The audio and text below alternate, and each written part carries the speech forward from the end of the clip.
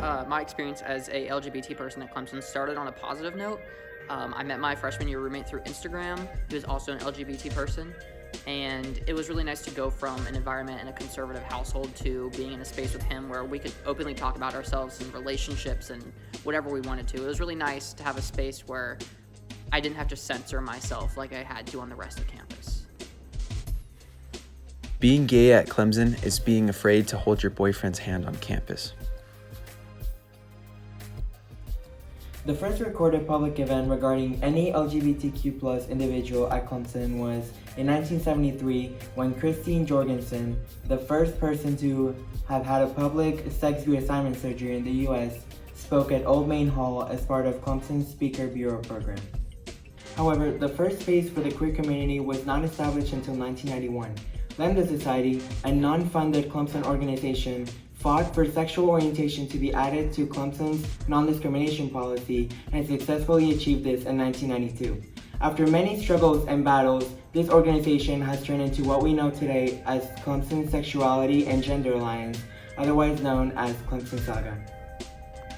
Over the years, the hard work of students and faculty has brought about more resources and opportunities for LGBTQ students on campus, such as an LGBTQ engagement committee, a staff position dedicated to LGBTQ issues, the Clemson Rainbow Fellowship, new policies, ally training, oSTEM, PRISM, the Clemson Queer Students of Color Association, and now Lavender Hall, an upcoming LGBTQ living and learning community. But don't be fooled by a long list. These are some awesome achievements and resources. But the reality is, LGBTQ students at Clemson still feel ostracized by the Clemson family. The Clemson environment is not a safe place for anyone who may be in the experimental stage or exploring their sexuality. I would never want someone to explore this significant aspect of their life in the ways I had to here.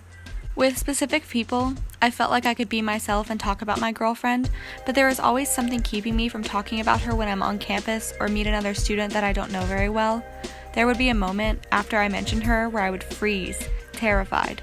There is a reputation at Clemson due to the state it's in, and only some of it is undeserved. Being a public university in South Carolina, Clemson University exhibits the same lack of tolerance and acceptance as its home state to the LGBTQ+ community. Unfortunately, my sophomore roommate was a different situation. He and I were really close friends my freshman year, and we ended up deciding to room together for our sophomore years. And I knew he came from a religious background, so I wasn't sure if I could come out to him or not, like how his response would be. So I was really worried about it, to the point that my sophomore year when I lived with him, I felt like I had to hide a large part of myself. I didn't bring any dates home. Any of my friends that came over, I made sure they knew they couldn't talk about sexuality stuff when he was around, because I just felt weird about it. And to this day, I've never told him. I'm actually a very devout Christian, and I went to a new church with some old friends, and after asking if the church was cool about being LGBTQ, they went on a rant about lustful desires and how it's not a sin if you don't act on it. I sat in awe and said, "My love is not sinful," and I haven't been back to that church with them. Injustice, profiling, and discrimination towards students due to their sexual orientation is not a rarity at Clemson. On platforms such as the Instagram page @LGBTQ at Clemson, many students have shared their experience publicly to spread awareness and make change. However, this is often only done under the condition of anonymity, including for this video. This alone speaks volumes. Students do not feel safe enough on their own campus to be out publicly. When I go to bars, male students make it a game to get close to me and make me uncomfortable, saying they're the cure for me. I know there's always going to be people like that wherever I go, but Clemson's no discrimination policy doesn't include any sort of education for students on how to treat LGBTQ+ people. It just seems like a way for them to cover their bases legally, which makes me feel isolated on campus. Current student, class of 2021.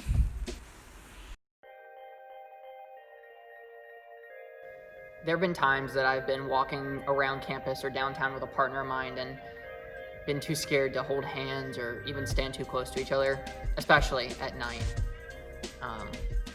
I've never had a negative experience at Clemson with anyone berating or yelling slurs or anything. I spend most of my time here at the Brooks Center.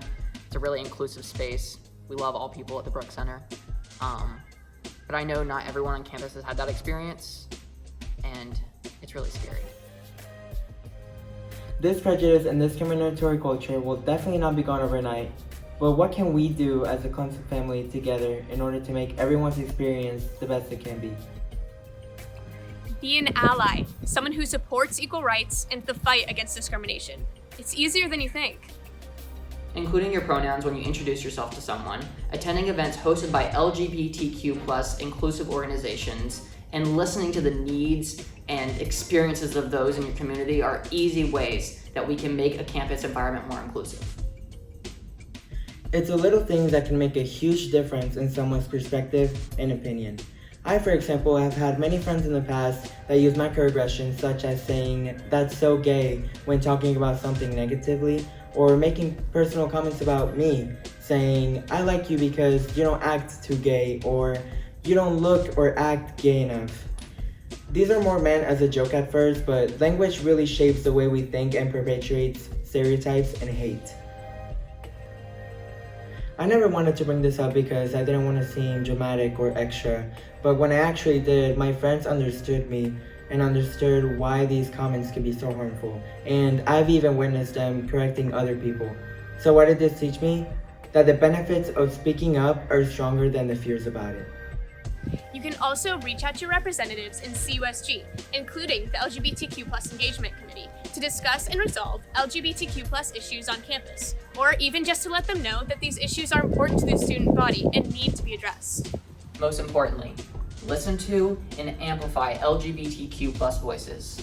Educate yourself and others on what we can do as a Clemson family to make this university more inclusive for everyone, regardless of gender or sexual identity. If you'd like to be more professionally trained on how to be an ally, you can attend ally training workshops offered by the Gantt Center throughout the year. You can find ally training workshop dates and more information on the LGBTQ programs tab on their website. Clemson's LGBTQIA community is small, but it's on the rise. I hope that the people who are still on campus keep working hard to make Clemson a better place for our communities.